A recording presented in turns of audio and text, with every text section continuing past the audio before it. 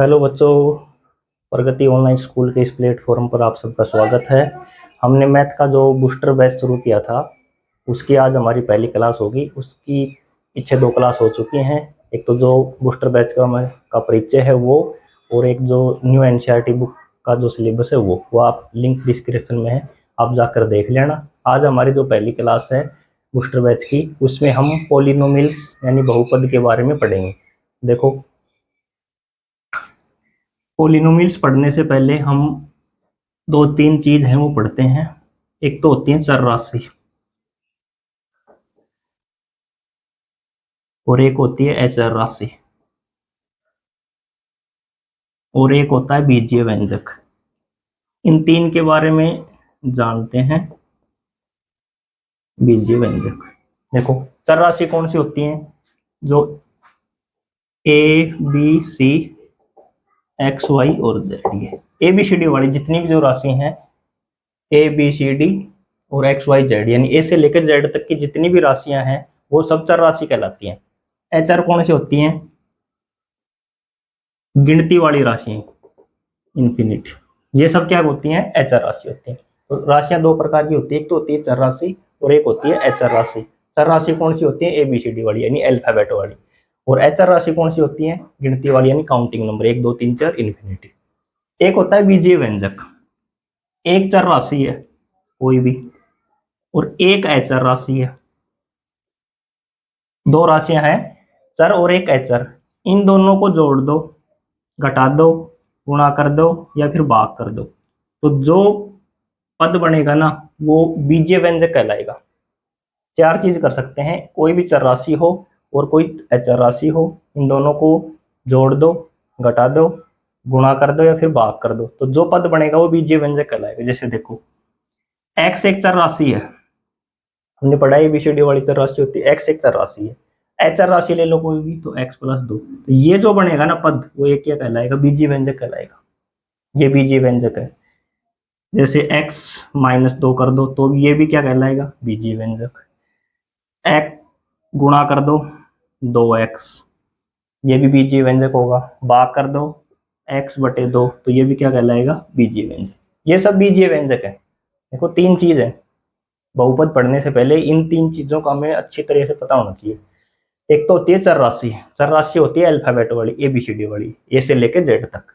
एक होती है अचर राशि, काउंटिंग नंबर, गिनती वाली, 1 2 3 4 और इन्फिनिटी।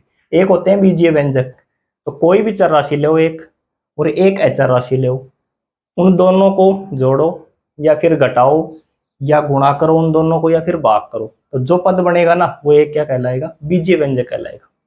तीन चीजें, ठीक है। अब बात करते हैं बहुपद की। देखो बहुपद की परिभाषा, बहुपद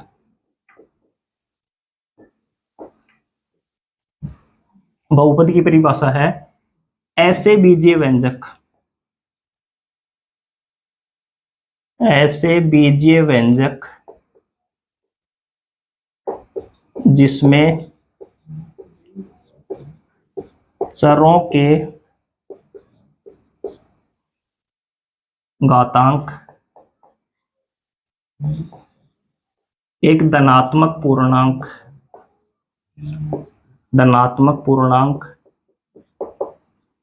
हो, बहुपद कहलाते हैं। ये परिभाषा है बहुपद की, बहुपद कहलाते हैं। देखो क्या है, ऐसे बीजीय व्यंजक जिसमें चरों के घातांक एक धनात्मक पूर्णांक हो, यानी बीजीय व्यंजक। सबसे जरूरी है बीजीय व्यंजक। बीजीय व्यंजक अभी हमने पढ़ा है कौन से होते हैं? कोई भी चर राशि लो और उसको जोड़ो या घटाओ या भाग करो या गुणा करो और एक अचर राशि लो, तो यह क्या कहलाता है? बीजीय व्यंजक कहलाता है। तो कह रहे हैं ऐसे बीजीय व्यंजक, तो एक बीजीय व्यंजक लेना है जिसमें चरों के घातांक एक धनात्मक पूर्णांक हो। अब देखो इसमें दो राशियां हैं, एक तो चर है और एक अचर है। तो चर जो राशि है ना उसका घातांक देखना हमें, तो चर कौन सी है? चर राशि कौन सी है इसमें? x है। अब x का घातांक देखो कुछ भी नहीं है तो एक लिख सकते हैं हम, यहाँ x की पावर कितनी है? घात कितनी है? एक है। जैसे ये लिख दिया हमने 2x² + 3x + 5। अब यहाँ कौन सी राशि चर है? x है।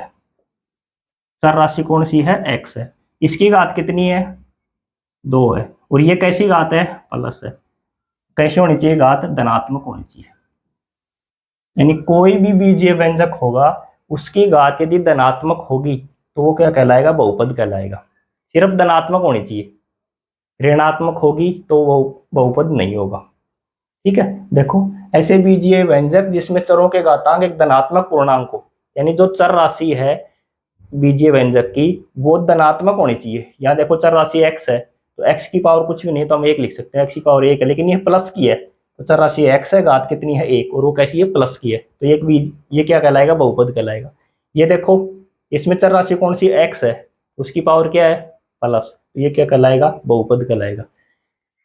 ठीक है, अब देखो कौन से बहुपद नहीं कहलाएंगे।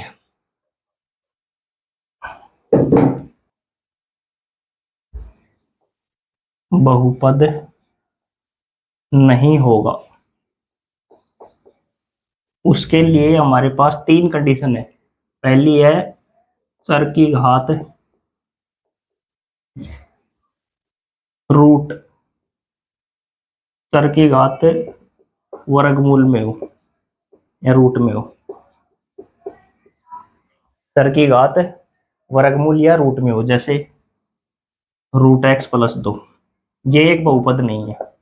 यदि प्रश्न में आ जाए कि रूट x प्लस 2 बहुपद है या नहीं है तो वो रूट x बहुपद नहीं है, कारण रूट का मतलब होता है 1/2, तो x की पावर हो जाएगी 1/2, वो एक बहुपद नहीं है।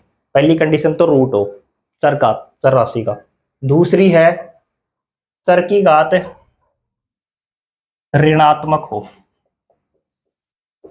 चर की घात ऋणात्मक हो यानी माइनस में हो। देखो जैसे x की घात 2 -2 +2, यहाँ देखो चर राशि x है, इसकी घात कितनी है? -2, तो ये भी एक बहुपद नहीं होगा। 2 कंडीशन। ठीक है, पहली कंडीशन रूट हो तो भी बहुपद नहीं होगा, दूसरी कंडीशन घात माइनस में हो तो भी बहुपद नहीं होगा। तीसरी कंडीशन चर की घात भिन्न में हो, भिन्न के रूप में हो, चर की घात भिन्न के रूप में हो, जैसे x की पावर 1/2 + 4। देखो चर राशि x है तो x की घात 1/2 है, ये क्या है? भिन्न के रूप में है, तो भी ये बहुपद नहीं होगा। ठीक है, 3 कंडीशन हो गई बहुपद नहीं होने की। अब बात करते हैं नंबर 4। देखो नंबर 4 क्या है? चर की घात अपोन में हो, चर की घात हो अपोन 1/x के रूप में हो, चर की घात 1/x के रूप में हो यानी बटे में हो। जैसे देखो 5/x + 6 लिखे, तो ये देखो बटे में है। अब इसको ऊपर लेके जाएंगे तो ये बन जाएगी x की घात -1, यानी 1/x की जो वैल्यू होती है वो x की पावर -1 होती है। x को ऊपर लेके जाएंगे तो ये माइनस की बन जाएगी। 1/x का मान होता है x की पावर -1, तो ये माइनस में हो जाएगी तो माइनस में होगा तो वो नहीं होगा। यानी 4 कंडीशन है, ये बहुपद नहीं होगा। बहुपद नहीं होने की हमारे पास 4 कंडीशन है। बहुपद होने की तो एक ही कंडीशन है कि कोई भी बीजीय व्यंजक है यदि उसकी घात धनात्मक होगी तो बहुपद होगा। दूसरी बात, बहुपद नहीं होगा, कब नहीं होगा? पहली बात है कि बहुपद में जो चर राशि है उसकी घात यदि वर्गमूल में होगी, जैसे रूट एक्स, एक तो है रूट एक्स, तो बहुपद नहीं होगा। दूसरी है इसकी पावर ऋणात्मक हो, जैसे x की पावर माइनस में हो, तो भी बहुपद नहीं होगा। ठीक है, तीसरी बात है इसकी पावर भिन्न के रूप में हो, 1/2 हो, तो भी बहुपद नहीं होगा। 1/x हो तो भी बहुपद नहीं होगा। यानी ये 4 कंडीशन है बहुपद नहीं होने की, हमें याद रखनी है। 4 कंडीशन है बहुपद नहीं होने की। रूट में हो, माइनस में हो, पावर पावर भिन्न के रूप में हो, और 1/x हो यानी बटे के रूप में हो, तो ये 4 कंडीशन होंगी तो बहुपद नहीं होगा। अब जो हमारी प्रश्नावली 2.1 है उसमें से जितना भी क्वेश्चन आएगा एग्जाम में, जो भी क्वेश्चन बनेंगे वो सभी क्वेश्चन ऑब्जेक्टिव बनेंगे। यानी इस प्रश्नावली में से 2.1 में आपका बड़ा कोई क्वेश्चन नहीं बनेगा। 6 क्वेश्चन दिए हुए हैं, पहला एक ही क्वेश्चन है उसमें 6 हैं, तो इसमें से हमें सिर्फ ऑब्जेक्टिव क्वेश्चन ही बनेगा, यानी बड़ा और कोई क्वेश्चन नहीं बनेगा। तो इसमें ऑब्जेक्टिव ही देखने हमें किस रूप में बन सकते हैं। देखो ऑब्जेक्टिव इसमें से बन सकते हैं, जो बहुपद की डेफिनेशन थी ना उसमें से बनेंगे। जैसे आपको लिख दिया जाए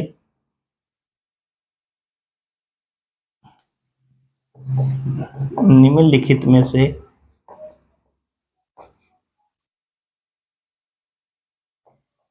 कौन सा बहुपद है। दो प्रकार के क्वेश्चन बनेंगे, एक तो बहुपद है और एक बहुपद नहीं है, यानी ऑब्जेक्टिव क्वेश्चन पूछेंगे इसमें से। देखो 4 ऑप्शन बता रहा हूं मैं आपको। जैसे लिख दिया x² plus 2x plus 5, x की पावर -2 प्लस 4, x की पावर 1/2 प्लस 7x माइनस 3 और √x प्लस 3। ये 4 ऑप्शन है। देखो निम्नलिखित में कौन सा बहुपद है। तो बहुपद होने के लिए हमें सिर्फ एक ही कंडीशन देखनी है कि जो चर राशि है ना, चर की घात वो प्लस में होनी चाहिए, उसके अलावा कुछ भी हो। सिर्फ एक चीज देखनी है कि चर राशि उसकी घात प्लस है। ये देखो पहले वाला चर राशि कौन सी है, इसमें x है, x की घात क्या है, प्लस में है पहले वाले, ये प्लस। ये चर राशि x है, इसकी घात किस में है, माइनस में। ये चर राशि है, इसकी घात किस में है, भिन्न में, ये भिन्न के रूप में है। और ये है वर्गमूल में। तो अब बताओ, भी बताई थी आपको 4 कंडीशन बहुपद नहीं होने की और एक कंडीशन है बहुपद होने की। तो हमें पूछा है बहुपद है, तो बहुपद होने की क्या कंडीशन है, चर की घात धनात्मक हो, चर की घात धनात्मक हो। तो देखो इनमें कौन सी धनात्मक, एक ही धनात्मक है, तो इसका आंसर होगा पहले वाला 1। अब ये क्वेश्चन ऐसे भी पूछ सकता है कि निम्नलिखित में से कौन सा बहुपद नहीं है, कौन सा बहुपद नहीं है। यहाँ से 2 क्वेश्चन बन सकते हैं ऑब्जेक्टिव। एक तो बन सकता है निम्नलिखित में से कौन सा बहुपद है, कौन सा बहुपद नहीं है। तो है वाला तुमने देख लिया, बात करते नहीं है। देखो जैसे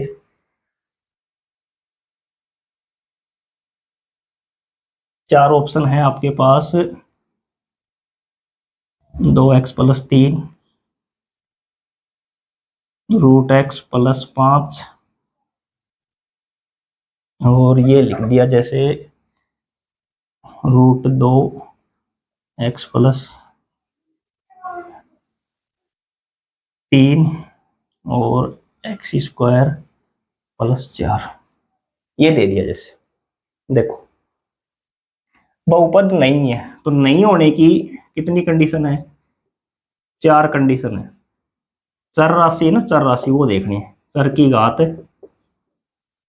नंबर 1 पहली रूट में हो, माइनस में हो, ये देखो ऐसे लिख लो आप, √x हो और x की पावर माइनस हो, माइनस में हो, 1/x हो और x की पावर भिन्न के रूप में हो कोई भी, यानी √x हो, माइनस हो, 1/x हो और x की पावर भिन्न में हो कुछ भी, जैसे 1/2 या कुछ ऐसे।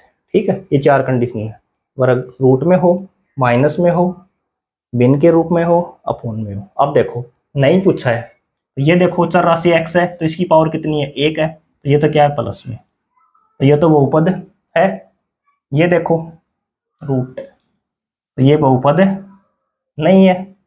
ये देखो, अब ये देखो ये बहुपद है कि नहीं, ये बताओ। जैसे √2x और एक है √x, इसमें ये बहुपद है और ये बहुपद नहीं है।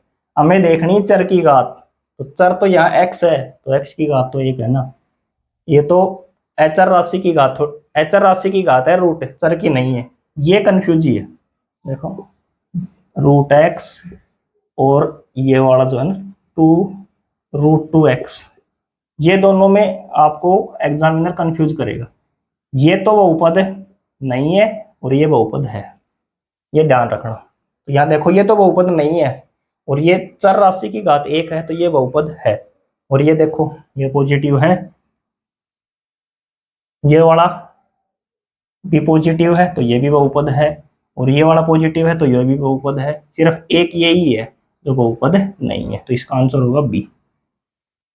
तो एक प्रकार का क्वेश्चन जो इसमें से बन सकता है वो है बहुपद की परिभाषा से। ऑब्जेक्टिव बनेगा आपको एग्जाम यदि बनेगा तो, बाकी इसमें कोई बड़ा क्वेश्चन नहीं बनेगा। एक बार मैं फिर रिवाइज करवा देता हूँ, ये चीज आपको ध्यान रखनी है, बहुत ही कंफ्यूज है ये।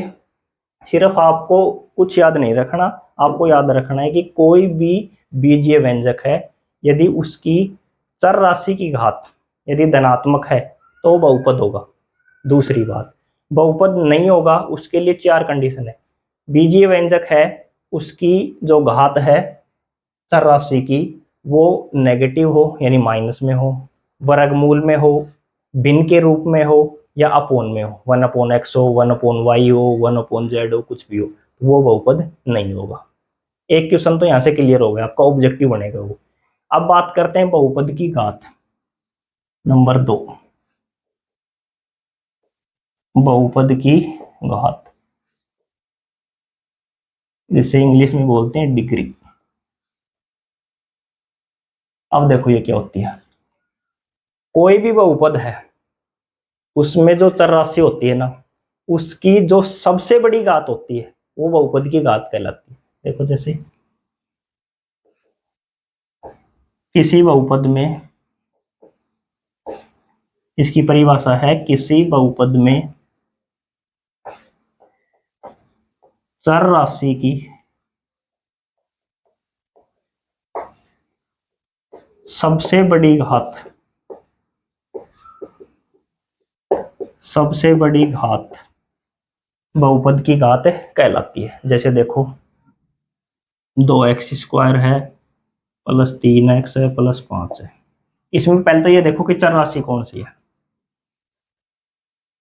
चर राशि है इसमें x, यहाँ भी x है यहाँ भी x है, तो ये चर राशि है x है। अब इसकी सबसे बड़ी घात देखो, यहाँ x की घात कितनी है 2 है, यहाँ कितनी है 1, तो 2 और 1 में कौन बड़ा है 2, तो क्या बनेगा बहुपद की घात है 2। बहुपद की घात कितनी होगी 2। यहां से भी ऑब्जेक्टिव बनेगा।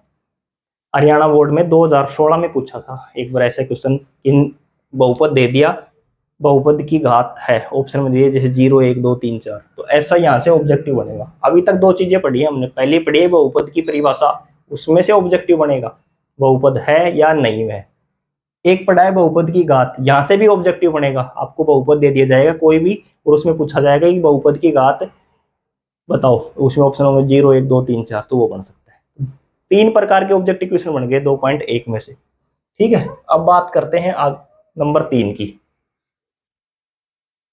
नंबर 3 है बहुपद के प्रकार।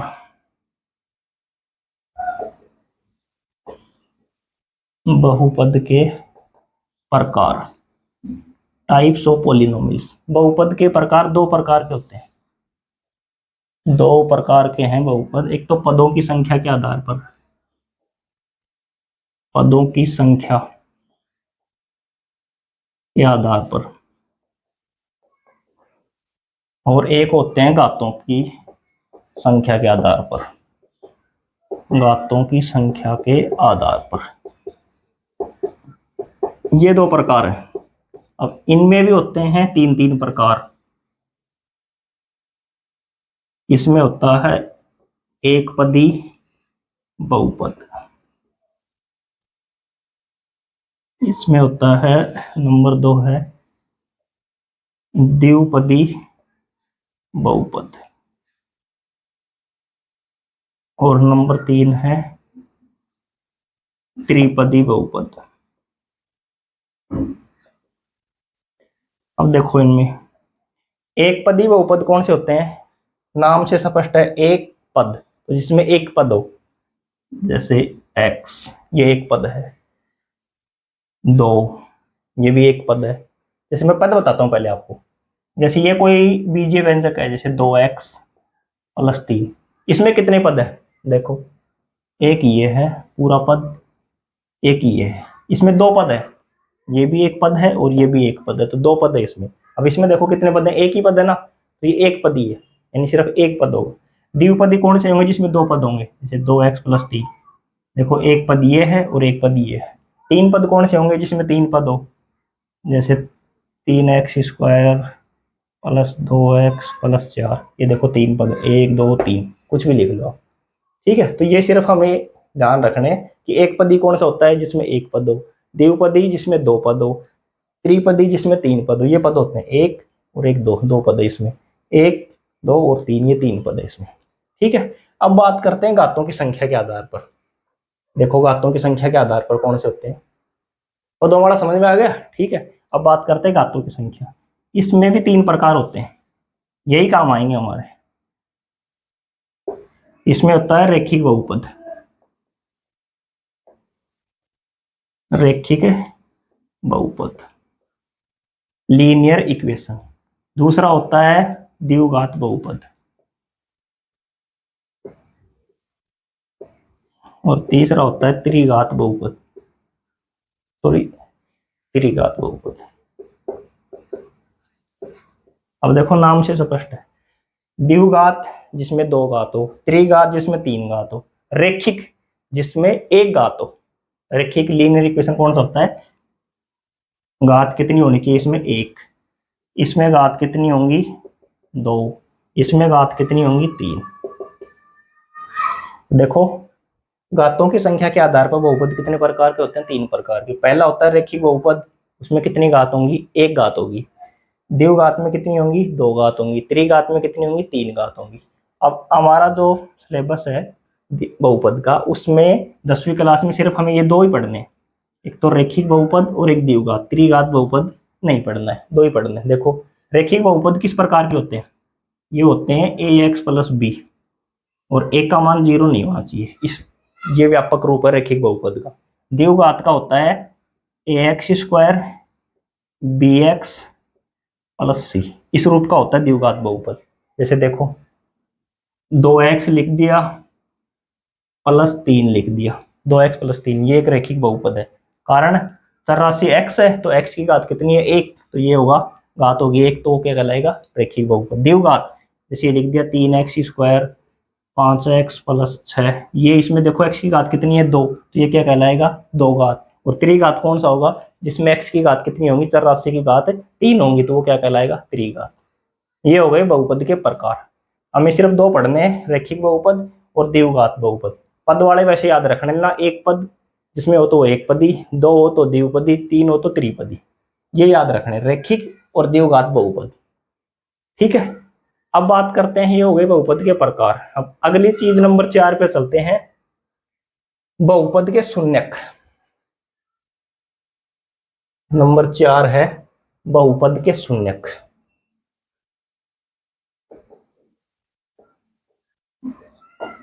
बहुपद का शून्यक 0। बहुपद का शून्यक, देखो बहुपद का शून्यक क्या होता है? कोई भी बहुपद है, आपको बहुपद को इस रूप में लिख सकते हैं, px आपको लिखा मिलेगा बुक में, तो इसका क्या मतलब है? p का मतलब तो होता है पोलिनोमियल्स,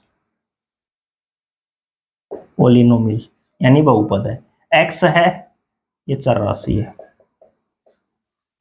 x क्या है? एक चर राशि है, तो ये x है चर, यानी ये x चर राशि का बहुपद है, ये लिखा मिलेगा आपको बुक में। तो उसका मतलब ये है कि ये एक बहुपद है px, ये सिंबल है बहुपद को दर्शाने का। x कोई चर राशि है, यदि मैंने ये लिख दिया कि p2, तो ये क्या है?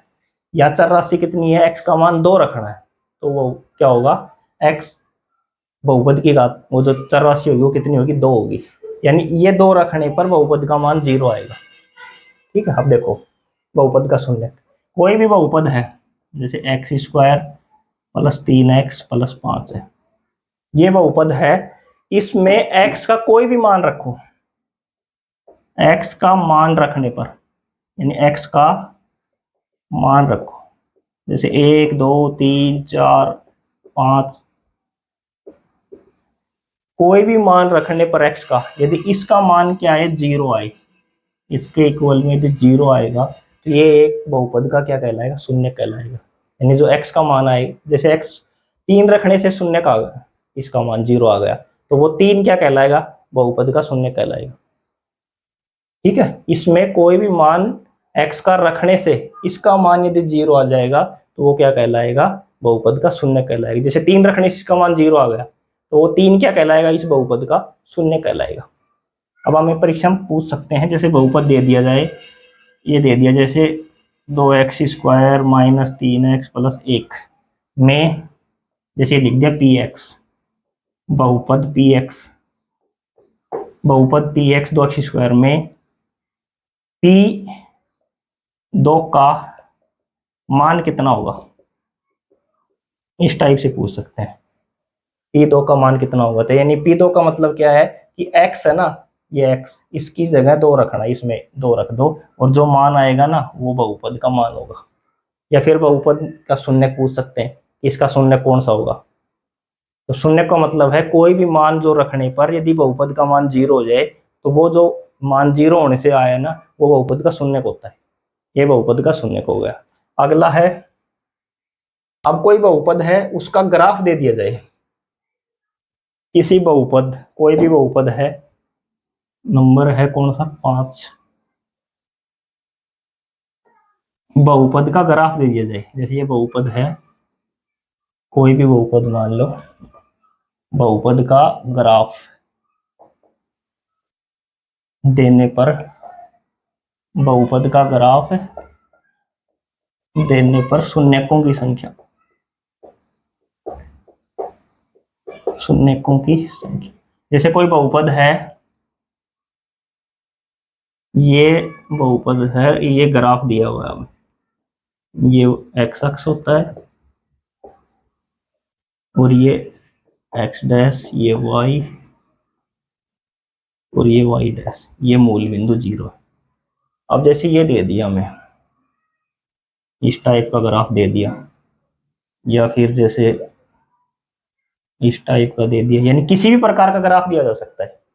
तो अब ये जो बहुपद का ग्राफ है, एक प्रश्न में लिखा होगा बहुपद px का एक ग्राफ दिया गया है, तो इसके शून्यकों की संख्या कितनी होगी, यानी ये ग्राफ दे दिया जाएगा आपको। ये भी ऑब्जेक्टिव में आएगा, हरियाणा बोर्ड में आया हुआ है ऐसा क्वेश्चन 2016 या इस तरह के लगा हुआ है, तो ये भी ऑब्जेक्टिव बनेगा। अब 2.1 में यही चीज है आपकी, इसके लिए आपको क्या करना पड़ेगा, देखो मैं बता रहा हूँ, ये दे दिया जैसे एक ये है और एक ये है। अब इसमें जैसे ये पहला वाला है एक नंबर, ये दूसरी वाली है, तो इसमें 2 क्वेश्चन है, पहले वाले में शून्यकों की संख्या कितनी होगी, दूसरे में कितनी होगी। तो इसके लिए सिर्फ आपको एक चीज याद रखनी है, वो क्या रखनी है कि जो बहुपद का ग्राफ देने पर एक्स, ग्राफ है ना बहुपद की जो लाइन है, वो एक्स अक्ष को कितने बिंदुओं पर काटती है, एक्स अक्ष को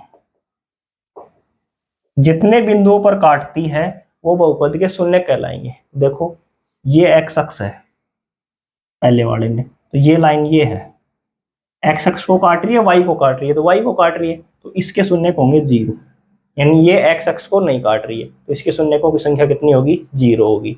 अब बात करते हैं दूसरा की, ये देखो ये लाइन यहाँ से शुरू है, एक तो यहाँ काट रही है वाई एक्स को, तो वाई एक्स तो हम देखना नहीं, तो वाई एक्स नहीं, दूसरी है ये यहाँ काट रही है, और ये कौन सा अक्ष है, एक्स अक्ष, तो इसके शून्यकों की संख्या कितनी होगी, 1 होगी।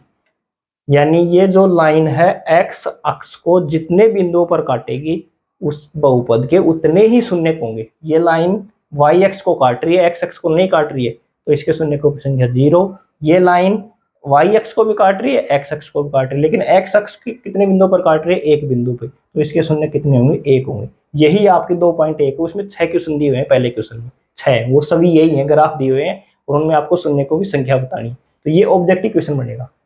अब बात करते हैं रेखिक बहुपद के शून्यकों की संख्या कितनी होगी, 2-3 मैं लिख देता हूं पहले आपको, बहुपद का ग्राफ दिए होने पर शून्यकों की संख्या, एक्स अक्ष को जितने बिंदुओं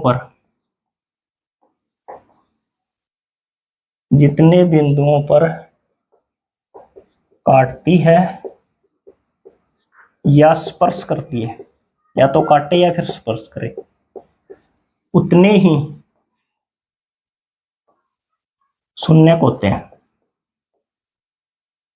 यानी जो लाइन है एक्स अक्ष को जितने बिंदुओं पर काटेगी या स्पर्श करेगी उतने ही शून्यक होंगे, ये याद रखना है। जितने बिंदुओं पर काटेगी या स्पर्श करेगी उतने ही शून्यक होंगे। अब एक चीज आप नोट कर लेना, 2-3 ये सीधा पूछ सकता है एग्जाम में, रेखिक बहुपद के शून्यकों की संख्या बताओ, जैसे ये पूछ ले, रेखिक बहुपद के शून्यक। रेखिक बहुपद के जो शून्यक होते हैं ना वो हमेशा एक होता है, ये याद रखना आप। रेखिक बहुपद के शून्यक कितने होते हैं, एक ही शून्यक होगा। यानी जो x है ना, जैसे ये है रेखिक बहुपद 2x + 3, तो इसमें x का एक ही मान आएगा, एक ही मान निकलेगा, तो वो क्या कहलाएगा, रेखिक बहुपद का शून्यक, और वो कितना होगा, एक ही निकलेगा। ठीक है, अब बात करते हैं, ये नंबर 1 होगा, ये 2। द्विघात बहुपद के,